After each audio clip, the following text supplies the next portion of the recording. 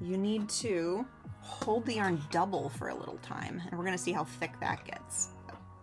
We'll see. This looks like a pretty straightforward pattern. I have made one of Neath Sands patterns before. Here we go. It is more expensive than usual, but it is a bundle. Let me see. You get 5 or 6 owl patterns.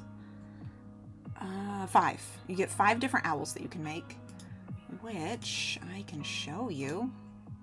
If I had things set up, I could have showed you faster. Here we go. So if you go ahead and buy the bundle, you get this many owls, which, you know, there's small variations to each one.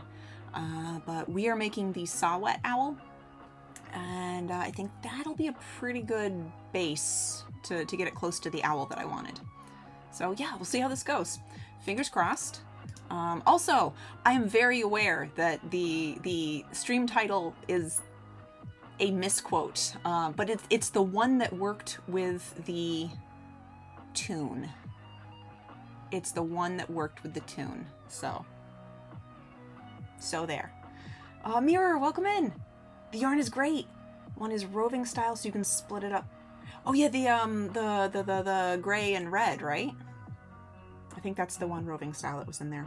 Your oldest is obsessed with the banana yarn and wants some for her birthday. Let me know what you do with the banana yarn, please. Like I said, the only thing that I could think of was some kind of a like a scrappy rug, like a little throw rug with the banana yarn, and it just never quite happened. And I don't know. Like, I think just about the time I was gonna just like pull the trigger and make that rug, everything happened, and I was in no position to make anything anymore. By everything happened, I mean, it was 2020. Everything just came crashing down in like March, and then our landlord said, hey, guess what? We decided we're selling the duplex. We're gonna march people through your house. And then the new owner, the day after they signed, put a little notice on our door that said, we're not in the position to rent right now, so please leave within 30 days. I didn't make much that month. 3 months or so? 3 months. Anyway, it all worked out. But yeah, I never used it. There was the one skein you can see that I kind of pulled apart, and I was thinking about it and didn't. Arcadian Aeon, good morning. Welcome in. How are you doing? Let's get a shout out for you. See if you make me sad. Talking to people about CDs. Like, this is called a CD. Long ago, people used this. Really old people used this. CDs. Oh. That hurt my heart. It's just weird, those like just little things that come up and just make you realize how much time has actually passed, and that the 90s aren't actually 10 years ago anymore. So strange. Anyway, welcome in. It's good to see you. You're sorry. 1, 2, 3, 4, 5, and 6. Yeah, we use F hook. All right, we're gonna leave a little bit of a gap there. 1, 2, 3, 4, 5, 6. So we can put the eyeball in. Wait, what? They aren't?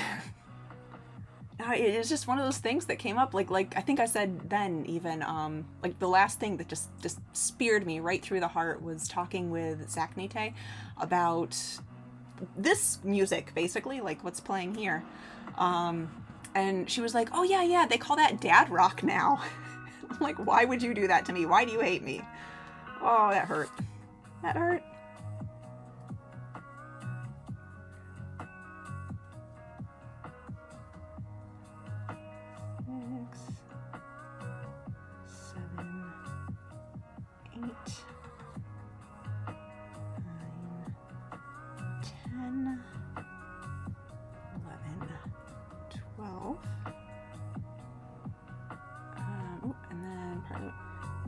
I think this will be a good size.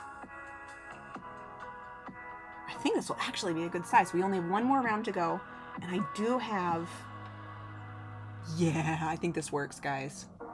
Oh, I am happy. Okay, well, I'll try not to be too happy yet, just in case. But I think this will work. And like I said, if it doesn't, we have options. Oh, I'm sorry. I don't think I read that out loud. I did see that mirror. I did see that. And then I just started rambling instead. But yeah, handbag. I definitely want to see what you do with it. Pretty sure 1998 was 2 weeks ago. It sounds right to me. It really sounds right to me. I believe you. Tried that once and kicked you out of the craft store. And a treat. Thank you. Thank you. All right, I'm going to do a treat. We are still working through a massive chocolate. The Tony's Chocolonely. It is good. It's just taking me a while because it's so honking big. I gave a bunch to my mother-in-law. I was like, please take it. I'll never finish it. This is definitely a chocolate bar to share. And I don't say that often. I do not say that often. But Basil, thank you very much for the chocolate. I like 8:30 in the morning chocolate. It is very good. Very good. We have another. Yay. Thank you.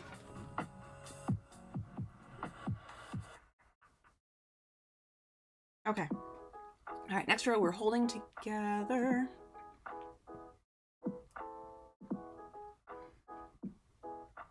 You hear plenty of boob talk in here. We would never ever. I never draw the boobs or the butts. Don't know what you're talking about. No, I don't. Oops. Reading directions would be a good start. A very good start. I can't argue that.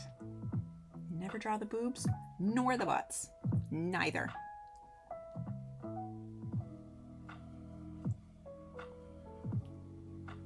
I feel like I'm in an elevator. Even crocheted butts occasionally. It's true. It's true. It's a pleasure. It is an absolute delight.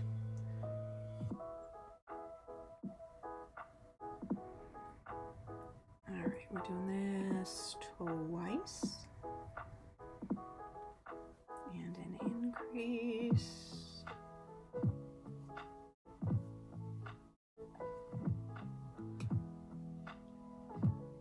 Okay, an increase.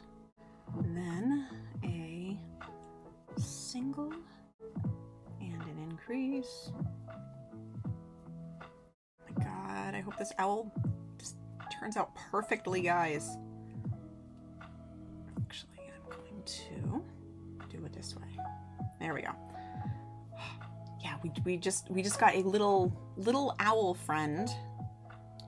It's like a mimic. It's like some weird little mimic thing, and it freaked us out because it was stalking us for a while. But apparently it's a friend. It's a chaotic friend, and my like lawful good character is a little freaked out by this owl, but I fucking love it. I love the owl. But yeah, my character is a little concerned. He spends a lot of time being concerned, unfortunately. You got to feel old yesterday. It was your... Oh, happy anniversary! 22nd anniversary. That's awesome. Did you get to do like fun stuff? Like, especially it fell on the weekend, so hopefully you got to get out and like have a nice meal and, you know, do a fancy date. Fancy date. I never do fancy dates. That would be amazing. Make a fancy date happen. Times 3. Yeah. Did you get to do anything? But congratulations, that's awesome. Breakfast chocolate there, but you've just finished your chocolate-free lunch. What happened to the chocolate? You need some chocolate in your lunch. You need some chocolate in your lunch. I even sneak chocolate into my daughter's lunch every now and then. It's very important. All right, here we go. Let's double a check and see. I think that proportion looks similar to what is in the picture here. I think we're good. And like I said, if we do have some wiggle room, I can probably make it work. All right, fasten off, leaving a long tail for sewing. I wonder which color would be easier to sew with. Probably white. Probably. Okay, so we'll do short tail. These scissors are great, but they are awful for fuzzy yarns. Everything else, they're great. Ugh. Hump. Extra chocolate. It was there on the desk. You're sure kiddo is devastated at having chocolate snuck into her lunches.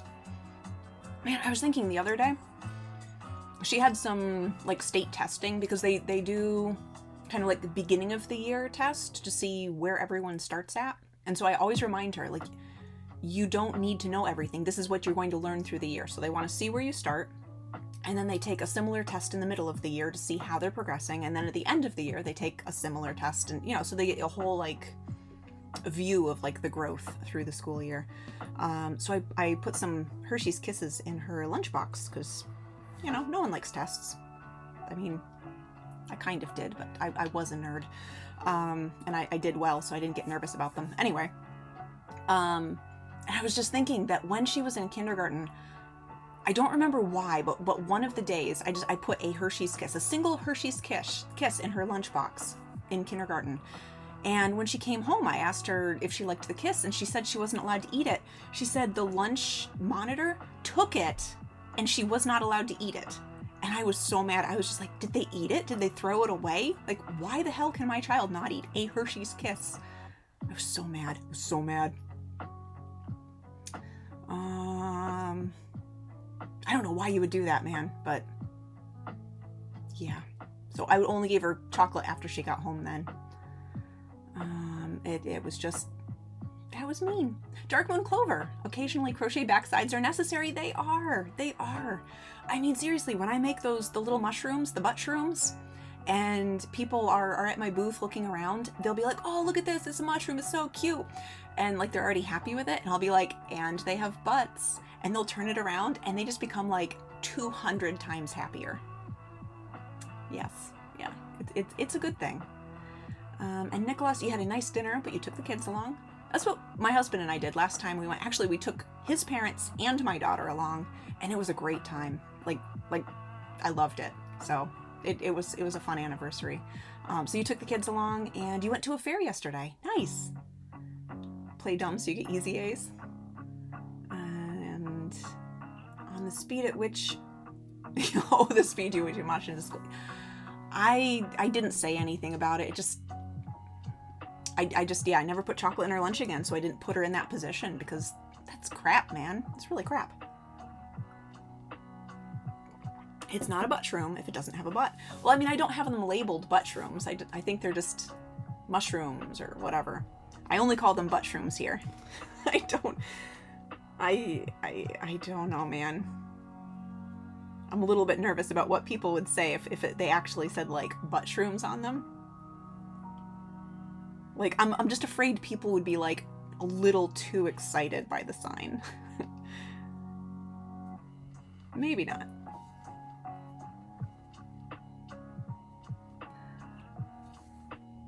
All right. Well, there we go. So that's the inside part of the eye. Oh, this is going to be cute, guys. Oh, man. All right, very excited now. Very excited. This is going to be the best owl. I'm not telling my friend I'm making this. The plan is, if the owl works out, like if it works out at this size with this size yarn, I am making one for me and one for them. And I'm going to send it to them without telling them that a package is coming. And then they're just going to have a little owl. I'm very excited. 3, 4, 5, 6.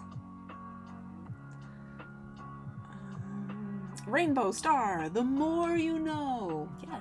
Yes. Everyone's happy when they find out the mushrooms have butts. But my other daughter in kindergarten, lunchtime, thing that I don't think I will ever forget, I could not believe it, was, so yeah, kiddos in kindergarten. It's a full day kindergarten, and husband especially is very, very big on making sure that she eats like as healthy as possible. And I mean, I grew up eating healthy, you know, having solid meals, but snacks and desserts and stuff were very common for me too. So I'm more indulgent than he is on that.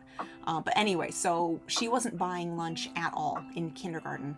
And the way that they do lunches now, at least in our area, both in this town and our previous town, is you have a student ID card. You can pay cash to get lunch, but you can always charge your lunch on the card. And everything's like taken care of electronically. So the thing is, I never put money into her lunch account electronically because I said, you're not buying lunch, you don't need it. Like if anything happened for some reason, we're right down the road from the school. Like I could run her lunch to her if she needed. So I never put money in the lunch account. So I figured that means the lunch account has not been created, right? Very wrong. I think it was sometime in the winter. So she had been going to school like all fall, you know, like from September through like January or February or something. And I got an email from the school, and it said that I really needed to pay the lunch balance. I owed $50 to the school. And I'm like, excuse me? And I went in and tried to find someone to talk with. Like I tried to talk to the office people, and they like pulled a lunch lady from the lunch thing. The cafeteria, and they were like, oh no, we can never refuse a student lunch. So even if a kindergartner comes in and says, I want lunch, they give the child lunch and then they charge it to the parent's account, which I can't argue with, because I would rather have a child eat, you know, like I would I don't want them to refuse a kid food, you know, I get that. However, they did not contact me until I owed them over $50. Yes, Basil, the wise financial decision to give a kindergarten student a credit card. Exactly. And they didn't contact me about it. Like, to me, it makes sense. If the kid came and did that a few times in a row and they noticed there was nothing on the card, maybe talk to the parents, because that means I'm not feeding my child correctly. So you should check into that, right? Like, if I really didn't send her in with lunch and I didn't put money on her card, I'm not providing lunch for her at all. You should probably talk to me and figure out why I'm doing this. Oh my God. She was so mad. And she came home from school. She was so happy that day, like, la la la. And I was just like, I had to like broach this subject. And she honestly did not know she was being charged for it, even though we had talked about it previously about like, you're eating your lunch from home, you're not getting lunch from the cafeteria. She had no clue she was being charged for it. And her mind was blown when she knew that I knew what she had been doing. Oh my God. Oh my God. Like, I will still mention that to her once in a while, like with a smile, with a laugh. Because the whole situation was just so messed up. And I was annoyed at her for doing that. However, I was more angry at the school. Much more angry at the school. Too. And that was the same school that took away the Hershey's Kiss. Oh well. 5, 6, 7, 8, 9, 10. And actually, the way that she had started was, like, one of her friends that rode the same bus as her, they would get breakfast in the morning. And so they'd get off the bus together, and she was allowed to join them in the cafeteria while they ate breakfast. And then eventually, like, I think she just saw them like charging breakfast to their ID card, and she's like, hey, I have an ID card. And she tried it and it worked. So then she started doing that to basically hang out with her friend. And then she tried it at lunch a few times and it worked. Yeah, geez. What about second lunch? I don't think they know about second lunch. Yeah. Man, I can't wait to show those movies to her. She's gonna dig them so much. There's so many movies that we are right on the cusp of showing her. There's just enough, like, large-scale violence that husband is not up for showing her that yet. I think I'd have to watch Lord of the Rings again, but I think I probably would let her watch that. But yeah, I'd have to watch it just to make sure. I know there's, like, some gross stuff. I think she would dig the ring wraiths. Like, he's all like, oh, she'd be so scared of them. Like, I remember being scared of stuff when I was a kid. My kid is not that kind of kid. My kid is a little me. She's like, that's so cool. It's so terrifying. I love it. But yeah, hold on to your butts, because she has seen Jurassic Park, like I said. She loved it. We watched it on my birthday in June, because my birthday fell on a Friday, which is movie night. Oh my god. Happiest, proudest parent ever. I loved sharing Jurassic Park with her.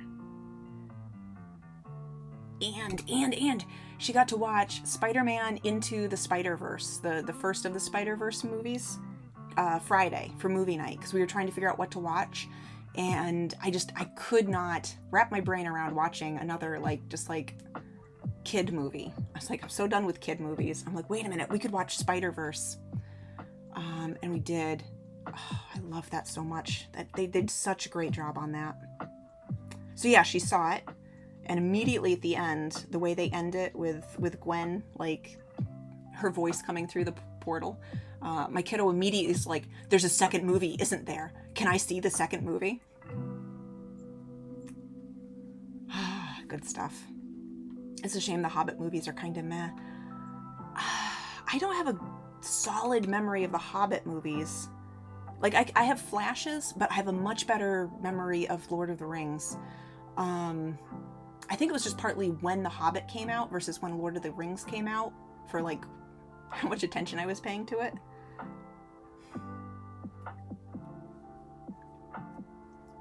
I don't know. I do know that, right, the dwarves and the mountain, Misty Mountain song, that was Hobbit. Husband would play that when we were eating, like, at dinner or whatever, and we'd find songs to play, and he would play that, like, Misty Mountain songs that the dwarves sang, and my daughter would sing along with the Misty Mountain song. She loved that song so much. It was a cool song, but it was really cute. This, like, tiny little, like, 2 and 3 year old singing, like, this, like, tonal dwarf song. Cute. See this increase, and I have 1. Have you introduced? We haven't done My Neighbor Totoro yet. I haven't seen that in a long time. She has seen Kiki's Delivery Service. She saw that one when she was maybe like 4, like a long time ago. Because I mean, there's, that's pretty straightforward. I'm trying to think. I think I have a pirated version of Castle in the Sky. I don't have a solid memory of Castle in the Sky. I have Nausicaa, which we haven't shown her yet because she, there's, like, the big war overtones. I think she gets very emotionally wrapped up in movies, and I think she'll be really upset. Like, mad upset. Same reason why she has not seen Mononoke. I mean, that and, like, the, like, demon animals with, like, worms oozing out of their eyes and everything, which I think she will both, like, love and hide from, kind of.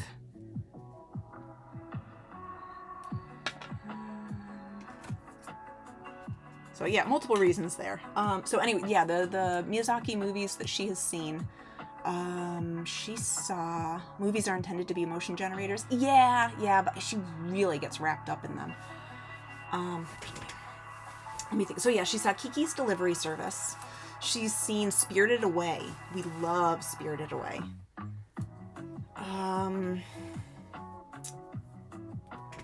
feel like she's seen another Miyazaki movie, but I cannot name it, so I may be wrong there. But yeah, we love Spirited Away. We've seen, was it Mary and the Witch's Flower, which I know is not Miyazaki. I think that was one of his students, or like someone who worked with him for a while. I don't remember what studio handled what, but I know that's not like a straight up Miyazaki, but it's similar tones. And it was good, I liked it. So we've seen that one. I need to see The Boy and the Heron. I have not seen that. Oh, Ponyo. Oh my God. My husband and I, because I had shared my Miyazaki movies with husband when we were dating. And when Ponyo came out, we were both pretty excited. So we went to the theater, we watched it. The whole thing was such a bad experience. The sound in the theater was like the worst, loudest, but also something was wrong with the sound. And that movie made me mad, man. That movie made me so mad. I was like, wait, there's like a 5-year-old boy and you're giving him this like huge decision on whether he's going to spend the rest of his life taking care of this creature? What's happening? So mad. So yeah, not Ponyo. I don't think we'll ever see Ponyo again. The best part about Ponyo that husband and I will reference anytime Ponyo comes up. Actually, it came down. It was taken down from YouTube soon after I first saw it. But I think it went up again.